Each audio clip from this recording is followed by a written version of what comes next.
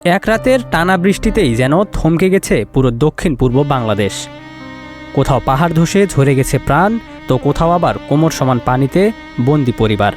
ঘরে খাবার নেই, বিদ্যুৎ নেই, যোগাযোগ বিচ্ছিন্ন, দুর্ভোগে লাখো মানুষ। আসুন দেখে নেই ভয়াবহ এই পরিস্থিতির পুরো চিত্র। টানা ভারী বর্ষণ আর পাহাড়ি ঢলে চট্টগ্রাম, কক্সবাজার, রাঙামাটি, খাগড়াছড়ি ও বান্দরবানে তৈরি হয়েছে ভয়াবহ মানবিক সংকট। পাহাড় ধস, আকস্মিক বন্যা ও জলাবদ্ধতায় স্বাভাবিক জীবন প্রায় অচল হয়ে পড়েছে। অনেক এলাকায় সড়ক ও রেলপথ যোগাযোগ পুরোপুরি বিচ্ছিন্ন, মোবাইল ও নেটওয়ার্কও ব্যাহত হয়েছে। চট্টগ্রামে পাহাড় ও দেয়াল ধসে 2 শিশুসহ 4 জনের মৃত্যু হয়েছে। কক্সবাজারেও ঘটেছে প্রাণহানির ঘটনা।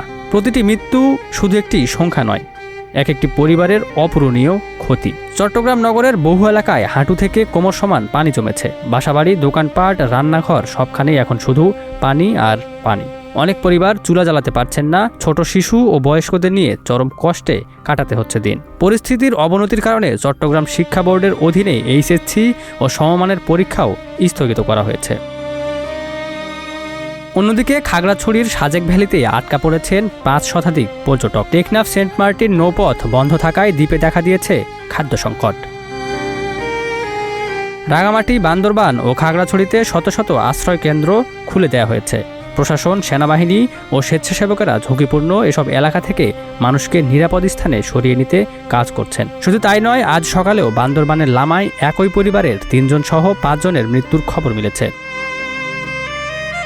আবহাওয়া অধিদপ্তর জানিয়েছে, আগামী 48 ঘন্টাও ভারী থেকে অতি ভারী বৃষ্টিপাত অব্যাহত থাকতে পারে। তাই পাহাড় ধস, জলাবদ্ধতা ও আকস্মিক বন্যার ঝুঁকি এড়াতে প্রয়োজন ছাড়া ঝুঁকিপূর্ণ এলাকাগুলোতে না যাওয়ার পরামর্শ দেওয়া হয়েছে।